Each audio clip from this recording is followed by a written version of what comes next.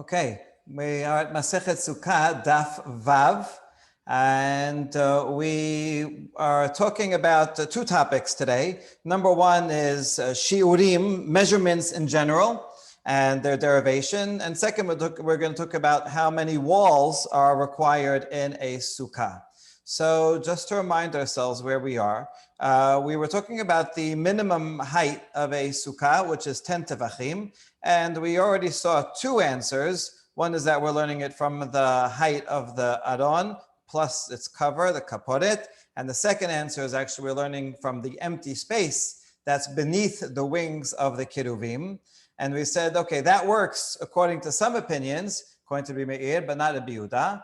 And so then we said, actually, measurements are Halacha l'Moshe Misinai. So according to the Yehuda, Hilcheta Gemirila. All measurements in the Torah do not have an explicit source in the Torah, but are learned by oral tradition. And so now we're going to spend the first half of the daf analyzing this statement. Damar Bichia bar Ashe, Amar Rav, Shiurin, Chasisin, Umchisin, Halacha l'Moshe Misinai. So we have three categories. Measurements, meaning the minimum measurement for one to be liable for various things. Chatzitzin, something that is an interposition. When someone goes to the mikveh, the water has to touch their skin and their hair directly, and there can't be anything in between. So what is defined? How do you define what is an interposition, what is not? That is a part of the oral tradition. And mechitzot, that's what we're talking about here. Mechitzot, what is considered a wall? What is considered a partition? All these three categories are halacha l'Moshe Misinai and not explicit in the Torah. And so therefore the sukkah and how big the sukkah should be would fall under the mechitzot. Okay, so but now that we quoted this, we're going to quote it in depth. This is a sukkah that was parallel already. We saw it in the beginning of Masechet Eruvin. So here we have Shiurin deoraitaninhu. Hold on. How could you say, this is all in the name of Rav, the first generation Amora, how can you say that measurements are part of the oral tradition? They're actually explicit in the Torah.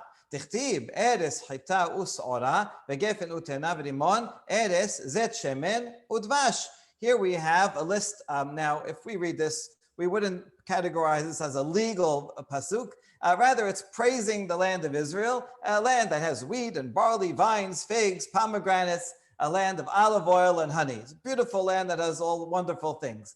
However, Amar Rav Chanin, kol pasuk hazeh l'shi'urin ne'emar. Rav Chanin understood this as, in a legal sense, that each of the items mentioned in this pasuk is coming to teach us one or another size of a measurement for a certain halacha. It's actually something quite beautiful about this derasha, which is that every time that we eat something or measure something, wherever we're doing, we're always thinking of the fruits that Israel is blessed with. So even all these measurements that we might do all day long are constant reminders of our love for Israel.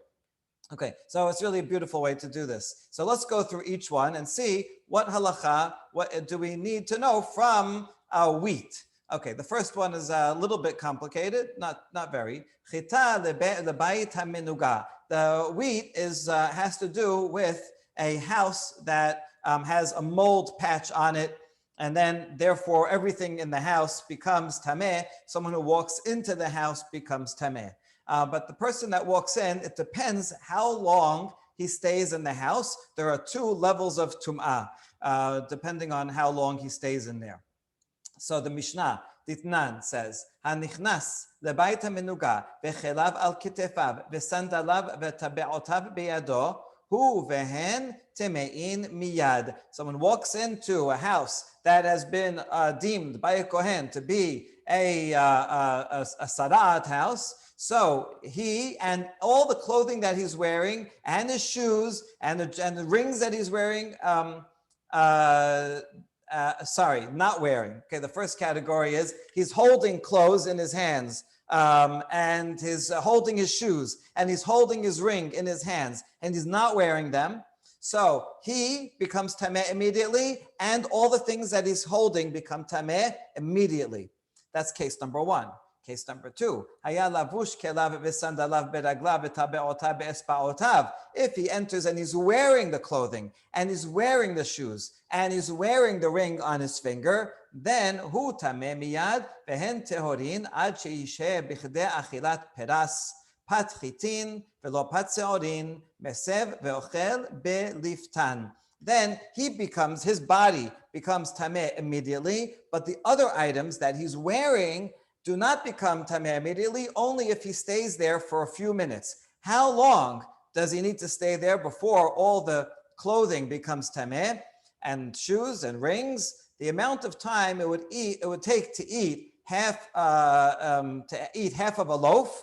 And what kind of loaf? A wheat loaf, as opposed to barley. Wheat bread is easier to eat, faster to eat than barley, and not barley bread. And it's while you're reclining that you're concentrating on eating, so that makes it faster also. And you're eating it with a relish, with some tahine or baba ganoush, which also makes it easier to eat. So it's a relatively short time, maybe just 5 or 10 minutes. And so if you stay in the house for that long, then all the things that you're wearing become tameh. What's the source for this whole idea that there should be 2 different times? It actually comes right from the Pisukim in Vayikra Yud Dalid, which talk about Sara'at. The first pasuk says, Haba el habayit kol yemei skir oto itma ad ha'arev. Anyone who comes into the house for 1 second you come into the house, that person is tameh.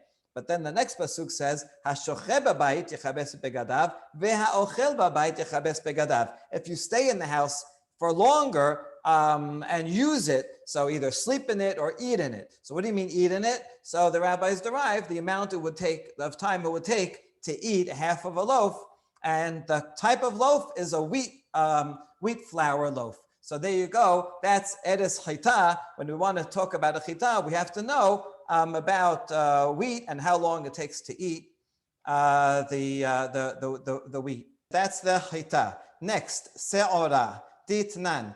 Ayesem ka se'ora metameh b'maga u'b'masa ve'eno metameh ba'ohel. Barley, what do we need a barley size for? That when you have a corpse that imparts impurity, a human body, then if it's a size, if you have even one bone from it, and the bone is the size of a barley, it will make tameh anyone who touches it or carries it. You can carry something without touching it, if you carry it like in a box. So if it's the size of a se'ora, a barley grain, or bigger, it will make someone tameh. However, it will not cause tum'ah in an ohel. When a body or part of a body is in a room or in a tent, it makes everything else in that tent tameh also. But for that, you need a larger shiur of a kezayit or more. So there you go. That's what we have. Eres chita u'se'ora. That's the barley. And next we have gefen. We use wine to know that revi'it of wine, a nazir, if a nazir is not allowed to have any wine, but if he has a revi'it of wine, then he will be liable to lashes. And so now we have, that's the gefen. Next, te'ena, size of a fig, a dried fig. Kigiro get it at Shabbat. You're not allowed to carry on Shabbat.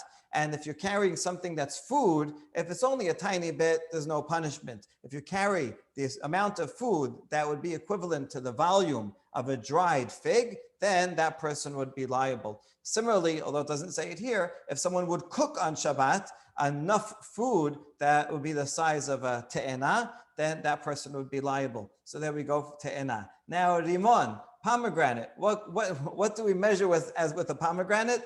Ditanan kol kele ba'ale batim shi'uran karimonim. Okay, if you have a pot or a bowl can become tameh if something tameh touches it. The only way, let's say it's pottery, the only way to make it tahor again is to break it, meaning it has to be unusable. So only something that is a usable vessel becomes tameh. Once it's unusable, it's no longer tameh. So we're dealing with a bowl that gets holes in it. So if it has a few little holes in it, that is still usable. Although a storekeeper would not keep such someone who's selling pots would not keep it. But a homeowner, that's what we talk about, Balei Habayit, even if it has a little hole, so put something bigger in it. And he'll put, and even if it has pretty big holes, he'll even put pomegranates in it, and so it's still usable. However, once a bowl has holes in it that are bigger than a pomegranate, then even a Baal Habayit is no longer going to use it,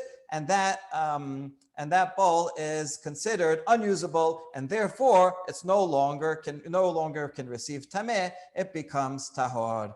So that's the law. That's why we have pomegranates. Next we have the word eretz again. We say erezet shemen. Eretz shekol shiureha kazetim. I think it's trying to explain why the word eretz is repeated in the pasuk. So zet shemen is one thing, olive oil, and this is a land that all of the measurements are like follow olives. Now we ask, kol shiureh sakadatech. What do you mean all measurements are the size of olives? We just had a whole list of things that were not. That were like wheat and barley and pomegranates. What we meant to say is that almost most of the items in the Torah, the law is kezayit. So kezayit applies to anything that the Torah says you're not allowed to eat. Be it fats, chelev, pigul, all kinds of things. The definition of eating is kezayit, so that's why that is a very significant measurement. And that's why it says eretz, again, with zet shemen. And lastly, devash. Devash does not mean bee honey. It can mean that, but more usually it means date syrup. Or for something that comes from dates. So what is that good for? A big date is the minimum size that one would be liable if that person ate on Yom Kippur. Yom Kippur is different because the definition is not eating. You are only liable when one feels no longer afflicted, right? It has to be le'anot. And so if you eat just a kezayit, you still feel hungry and afflicted. But once you eat a date size, which is a little bit more, then you no longer feel afflicted. And so that violates Yom Kippur. Okay, so now that we went through this list, we asked the question, Alma deoraita ninhu. How come up above you said that shiurim are halacha leMoshe miSinai? Here we have a pasuk from Sefer Devarim that delineates all the measurements and shows that they are in fact in the Torah, not halacha leMoshe miSinai. So that's a good question. Here's the answer. Hold on, does it really say the shiurim? Right? It doesn't give any application to what they are for tum'ah, for eating. So it's just giving sizes. It's just giving fruits. It's not really applying it to any halacha. So we really can't derive anything from the pasuk. You can't call this a deoraita. Rather, this is a halacha. This is part of the oral tradition, and the fact that Rav Chanin connected it to a pasuk, that was just a asmachta. Literally means to support. You can think of it as a mnemonic device, or you can think of it as giving it some added authority by connecting it with the pasuk. When you're thinking about it, when you're teaching it, people associate with the pasuk, and then they'll take it more seriously. But the actual derivation is not from the pasuk, but rather from the oral tradition. So that's a very important concept of asmachta here. Okay, good. So now that we know that the measurements are actually not explicit in Torah, we move on to the next thing in the list. Because Rav also said that chatzitzin, things that interpose between one's skin and other items on the skin, all those laws are part of the oral tradition. Hold on, we ask. The pasuk says that the mesorah has to wash his flesh in water, meaning in a mikveh, and it says his flesh, so therefore his flesh has to actually be touching all the water. And we learn from that in a baraita that there can't be anything interposing between the water and his flesh. So there you go, it's actually in the Torah. So why'd you tell me that it's part of the oral tradition? That's the question. Ki atai hilcheta lisado. Oh, you know what the halakha is? You're right. We learned from the pasuk about skin, but the pasuk doesn't say anything about hair. But hair is also a problem. If someone has some glue stuck to their hair and they go to the mikveh, no good. That would be in the interposition, and that's why we need the oral tradition to teach us about hair. כדרבה בר חנה, דאמר רבה בר חנה, נימה אחת כשורה חוססת, שלוש אינן חוססות, שתיים איני יודע. Another example of an interposition of hair, besides glue or gum, is hair itself. If you take one strand of hair and make a knot in it, so that knot is going to be pretty tight, and water will not be able to enter. So therefore, knots in hair are called a hatzitza. He adds that if it's three strands that are together and tied, then that's okay. Because if it's three strands, that's thick enough that knot is not going to be tight. It's going to undo itself. It's going to be loose. So three would be okay. If it's two strands, he doesn't know. That's kind of in between. Is it tight enough to be chatzitza or not? He doesn't know. Anyway, the point is that chatzitza applies not only to skin, but also to hair. And that's why we need the halacha l'Moshe misinai. Okay, then we ask about that. Se'aro nameh deoraita ninhu. Not good enough, because dichtiv erachas et besaro b'mayim et hatafel ibsaro umaynihu se'aro. We have the extra word et, which comes to add something, not only flesh, not only skin, but something else. What is it adding? That which is subsidiary to one's skin, and that is hair. So hair is also in the Torah. So why are you telling me that it's an oral tradition? What do we need the oral tradition? What is it adding to the Torah? By the way, this is all very interesting, right? Because it's saying that even when you derive something from the word et, that's still considered deoraita. Rambam does not agree with every time that you derive something that is necessarily considered the deoraita, unless the Talmud says so explicitly. And this would be a good example of the Torah saying, we learned from et, and it is deoraita here. Okay, but anyway, that's considered deoraita if it even has any word attached to it. So what do we need the oral tradition for? For Rabbi Yitzchak, Damar Rabbi Yitzchak. Debar Torah rubo umakpid alav hoses. ושאינו מקפיד עליו, אינו חוסס. וגזרו על רובו, שאינו מקפיד משום רובו המקפיד, ועל מיעוטו המקפיד משום רובו המקפיד. This is a very important halacha that is very relevant today for women who go to the mikveh. So according to Torah law, if someone has something on their skin that covers the majority of their body, and they're makpid, meaning they would rather it not be there, then it is a chatzitza. For example, a painter, right, who paints in shorts and short sleeves or no shirt, and gets paint all over him, and he doesn't want the paint to be there, and he needs to go to the mikveh with the paint on him, and it's on most of his body. That is no good, even on the midoraita level. Okay, however, if you don't have both of those, but only one, v'sheno makpid alav eno choses. Right. If you don't care about it, but something that you like having on your body, maybe like lotion, something like that, then it's not a chatzitza. And the rabbis come and they make a gezerah, rubo sheno makpid mishum rubo hamakpid. If it's something on the majority of the body that you don't care about, even though medoraita, that's okay, the rabbis say it's no good. And also, if it's on a little part of the body and you do care about it, midrabanan is still no good because of something that might be on the majority of one's body that you do care about it. So therefore, if you have both conditions, it's asur midoraita. One condition or the other, it's asur midrabanan. If you have none of the conditions, so that's the next thing. What if it's only on a little part of the body and you like it, you don't mind it being there? A good example of this is nail polish. Nail polish is only on a little part of the body, and let's say it's nice, fresh nail polish that someone not only doesn't want to take it off, but actually wants it to be there. Then it does not fall, not even under a d'Rabbanan. So we ask, why not make a further gezerah even for that case?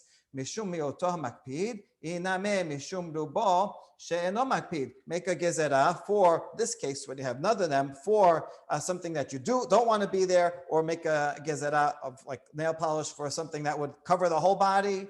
So we say, no, we're not going to make such a gezerah. Hi gufai gezerah. The case is when you have one condition or the other, either something on the whole body or something that you don't want to be there. That itself is a gezerah for the case when you have both conditions. The rabbis have a general rule. They don't make a fence of a fence, right? You make one fence for a doraita, so you don't fall off the cliff. You don't have to make another fence because you might violate the Rabbanan. The Rabbanan in the first place was a fence, and therefore that case would be allowed. So this is very, very relevant, although the widespread custom is for women to remove their nail polish altogether in circumstances where it's very necessary. Many poskim permit going to the mikveh even with nail polish because it's a little bit part of the body and the person wants it to be there. Okay, so that's a good example. You could apply this to many other examples like casts and stitches and hair dye, things like that. Although hair dye is very complicated because if it's on most of the hair is considered separately from the body. It's also no good. So the only way to permit hair dye is to say it actually is permanent and goes into the hair. It doesn't, not really on top of it and can't rub off. Okay, so this gets into a lot of complicated halachot, but this is the major source for these. Okay, now mechitzin. Now we get to the third category that we mentioned, that partitions are halacha l'Moshe Sinai, and we says ha da'amaran. Right, this is what we talked about earlier regarding the 10 handbreadths of a sukkah.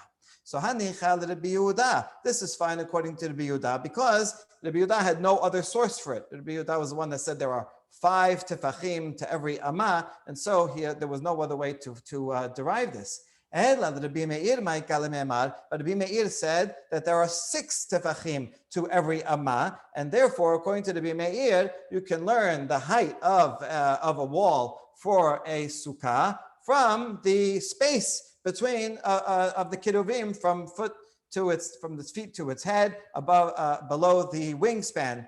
And so we have a source already. We have a source midoraita for that. So therefore, the question is, according to the Rabbi Meir, why would you say? Why did we say that mechitzot are also halacha l'Moshe Sinai? And the answer is ki atai hilcheta legod ve'lavud ve'dofen akuma. Oh, so these are things that we don't have a source for in the Torah. These 3 important principles that are going to come up a lot in Masechet Sukkah. Number 1 is God asik or God achit. The God means a wall, and a wall, once it's 10 tefachim, we can imagine that it extends up and that it extends down. So that is something not obvious. We learned it from oral law. Lavud, if there's any space that's less than 3 tefachim, we consider it connected, as if it's all filled in. So if you have a wall with holes in it, as long as the holes are less than 3 tefachim, it's like filled in. And dofen akuma, a curved wall, which means if you have a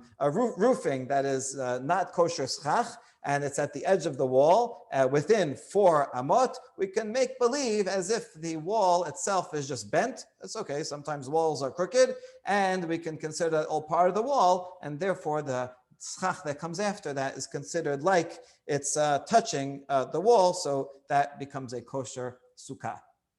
Okay, so therefore we have all 3 categories, and for each one of them, although there are some aspects that we learn from the Torah, there are other aspects that we learn from the oral tradition. Except for the first category of measurements, we decided that was an asmachta. Okay, excellent. So now we get to the next halacha of the Mishnah. Mishnah says, "V'she'en la shalosh tefanot." If you don't have 3 walls, at least a minimum of 3 walls to a sukkah, it's no good. So we're going to actually see a machloket about this.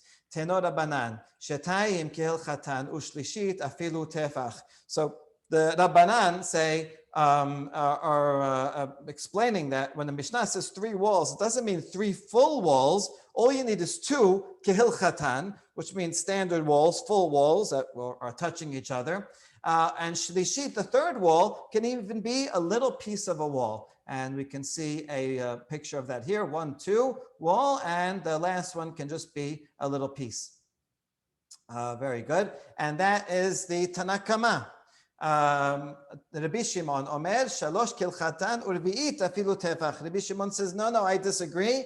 I think you need 3 full walls, and only the 4th one can be partial, just a tefach. I wonder if Rabbi Shimon is arguing with the Mishnah or explaining the Mishnah. They may be saying that when the Mishnah says 3 walls, he means 3 full walls, but you also need a sliver for the other one. Or maybe he's just arguing on the Mishnah. It sounds more like he's arguing because the 4th wall, the sliver is considered somehow a wall. Okay, so that's the machloket. Do you need 3 or 4? Or another way to say it, do you need 2.5 or 3.5 walls? Okay, so now we're going to look for the source of them. B'mai kami palge, right? What are they disagreeing? What is the source of their disagreement? We're going to see 5 answers to this. Rabbanan sabre yeshem lamasoret. Rabbi Shimon sabar yeshem lamikra. There are some words in the Torah that are written one way, but we pronounce them a different way. If you give priority to the way it's written, that's called yeshem lamasoret. There is the mother, we call it the mother for some reason. We say binyan av, but we give the mothers a chance too. So there is authority, it means. For the masod, it means the way it's written, the spelling.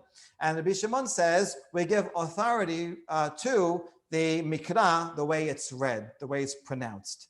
And so let's apply that here. Rabbanan sabre, yeshem la masoret, basukot, basukot, basukot.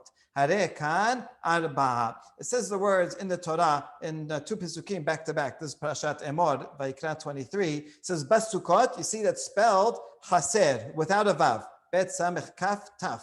Teshuv Shabbat Yamim. Close the Yeshivu Basukot. Again, it's spelled samech kaf taf, no vav. But the next pasuk, Laman Yedu Dorotachim Ki Ba Sukot, and here it's written Maleh with a vav. Now, really, they mean the same thing. And the truth is that no matter how you write it, it's still going to be technically a plural because it's not basukah. The taf tells you it is basukot. It's not a semichut here. But nevertheless, there has to be some difference between it with a vav and without a vav. So when it's with a vav, we consider that to be plural. That's 2. Whereas the other one, bisukat, is considered as if it's 1. And so how are you going to count them? As if it's 1 or as if it's 2? So Rabbanan say, Yeshem la masoret, we're going to look at the way it's written. Basukat is 1, Basukat is another 1, Basukot is another 2, that's 4 altogether. So there's 4 indications of a sukkah. Dal had legufe. We have to take 1 away, 1 from these 4 we have to take away, just to teach us the basic law itself. There you have to sit in the sukkah. It's not extra. We can't use it for talk about walls. So take 1 away. We have 3 left over, and therefore we need 3 walls. Shetayim kilchatan, v'atay hilcheta ugra'ata l'shlishit ve'okma atefach. Although the Torah says 3 times sukkah, and we learn it has to be 3 walls, we explain that means 2 full walls, and the oral law will say, listen, the 3rd wall, you can get away with just a partial wall. How much is a partial wall? A tefach. Okay, something that at least you can see. So that's the source for Rabbanan that are following the written spelling. Rabbi Shimon savar yeshem lamikra. Rabbi Shimon says we're going to follow the way it's pronounced, and they're all pronounced basukot in plural. So 3 words, each one is plural. That's 6. Harekan shesh. Dal had kera legufe. One of the words we have to take away just to teach us the basic law that we have to have a sukkah. So take away 1 word, that takes away a plural word. So in the end, you have just 2 words. Each of them are plural. That makes 4. So what did we learn from 4? Shalosh kilchatan, atay hilchata ugrata l'rebi'it ve'okamta atefach. So I know I need 4 walls, but the Torah will tell me I need 3. The oral law will say the 4th can be partial, and that is a tefach. And that's how Rabbi Shimon gets 4 walls altogether. So that's all derivation number 1. But we're going to have fun with this and try out more possibilities. We don't want to pigeonhole one to be masoret and one to be mikra. So we say mikra. Maybe everybody agrees that we follow the spelling. Sorry, mikra, the way it's read, right? Likrot.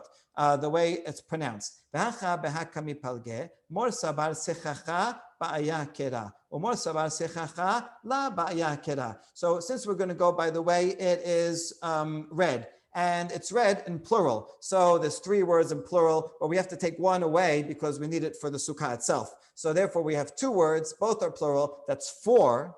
And the Morsaba, that's Tanakama, he thinks that one of the words, one of those 4 instances, we need for the schach. I mean, the word sukkah doesn't mean wall, it means sukkah. And so the word schach and the word sukkah come from the same root, which means to protect. So therefore, out of the 6 instances, 2 of them are sort of one word. We need that for the basic law. The other 4, we need 1 for the schach, and we have 3 more to teach us the walls, and that's going to be 3 walls, which means 2.5. That's the first, and then Mor Sabar, that's Rabbi Shimon. He thinks sechacha la bayakeda. I don't need a pasuk to tell me that I need sechach. That's part of the basic law. That's built into the basic law. If you're going to have a sukkah, obviously it's going to have a roof. And so he can use all 4 of the remaining words for the walls. So that's answer number 2. Now, answer number 3. On the other way around, everyone agrees that we're going to follow the masoret of the written spelling. So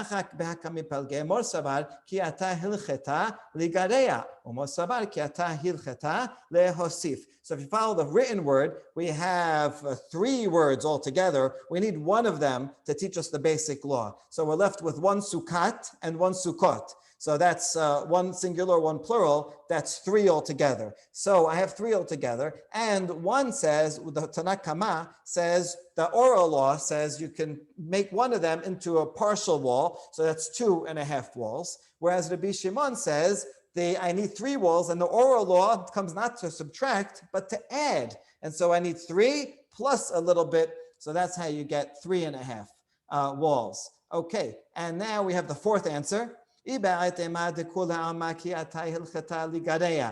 everybody agrees, yes, that the oral law is coming to take away.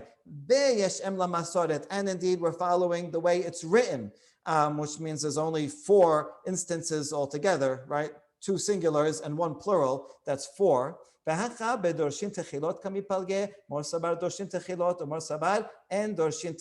the question is, that one that we kept taking away for the basic law, well, that's not so clear, because the first opinion, one opinion can say, Dorshin Techilot, even though that word is telling us the basic law, I can use it for double service, and it can teach us, it can also serve as one of them. So that's Rabbi Shimon, would be the first opinion here, that says that the first sukkah will teach us the basic law of sukkah, and count to tell me about one of the walls, and another one for another one of the walls, and 1 plural, that's 4 walls altogether, and the oral law will make it 3.5. And the other says, Endor Shin Techilot, I need 1 of the words to tell me the basic law of a sukkah. I only have 3 words left over, and the oral law will come and tell me not 3, but 2.5. And finally, the last way we derive it, Rav Matana Amar, Ta'ameh de Rabbi Shimon mehacha, v'sukkah tiyeh lesel yomam mechorev, ulmachse ulmistor mizerem umimmatar. This one different pasuk altogether from Yeshaya. A pasuk that we mentioned before, that a sukkah will be for shade during the day and a refuge from storm and from rain. So if it's going to keep you dry from rain, obviously it has to have 4 walls. Otherwise, the rain is going to come in from whatever open wall there is. So therefore, Rabbi Shimon learns you need 4 walls. Now we can ask, hey, Rabbi Shimon, how can you learn a halacha from Nevi'im, from Yeshaya? But he could answer, he's not actually learning the law, but rather simply the definition. It says the word sukkah here. What's the definition of a sukkah? Something that will keep you dry. It can only keep you dry if you have 4 walls. Okay. So that's the 5 different ways that we derive the law of how many walls we need. And now we'll just go on a little bit more. Okay, let's go assume according to the Rabbanan, you have 2 full walls and one little tefach. Where do you put that tefach? There's lots of different options. Where is it supposed to go? Amar Rav ma'amido keneged hayoseh. You put it connected to the edge of one of the other walls so that it will look like this, right? Either on the edge here or on the edge here at a 90-degree angle. So it's kind of like just the beginning of whatever imaginary wall would have been there. That is what Rav says. Amri le Rav Kahana v'Rav Aseh leRav ve'amidenu keneged rosh tor shetek Rav. So these two students said, hold on, why are you doing it that way? Why not put it on an angle? So instead of a 90-degree angle, make it a 45-degree angle. It's called rosh tor. Apparently, when they use tor means an ox, shor. Shin in Hebrew is equivalent to taf in Aramaic. So the head of an ox, apparently when they dug furrows and they got to the end of the field, the furrows would get smaller and smaller and it would be some kind of diagonal. So this is called a diagonal. So you would take the diagonal here, and why not make the tefach that way? I guess the question is, it looks like it's connecting with the other wall better when you put it on an angle rather than put it on the 90-degree angle. So that is their question. And Rav didn't say anything. So we don't know what that means. If he doesn't say anything, does that mean he doesn't have a good answer to it? Does that mean he thinks it's not worth answering? Does that mean he agrees? I don't know. But anyway, Itmar Nameh, Amar Shmuel Mishmeh de Levi. We have another tradition similar that says Mamido Keneged Hayoseh. That means on a 90-degree angle, just like Rav says. V'chen morin be midrasha Mamido Keneged Hayoseh. And also in the Bet Midrash, this is when the people were asking about this, they said, yes, you put it at the edge of one, so it has to be connected to one of the walls, and it has to be on a 90-degree angle from the wall. So that's our conclusion for today, although tomorrow we'll see some other options about putting this tefach in other spots in that empty area. So we saw today, to sum up, one halacha about all the shiurim. Well, are they from midoraita or from the oral tradition, including chatzitzot and the mechitza? That is part of which aspect of them are part of the oral tradition. And then we saw the various sources for requiring 3, or interestingly, according to the Bishimon, 3.5 walls and the law of the tefach. Baruch Adonai Olam, amen ve'amen.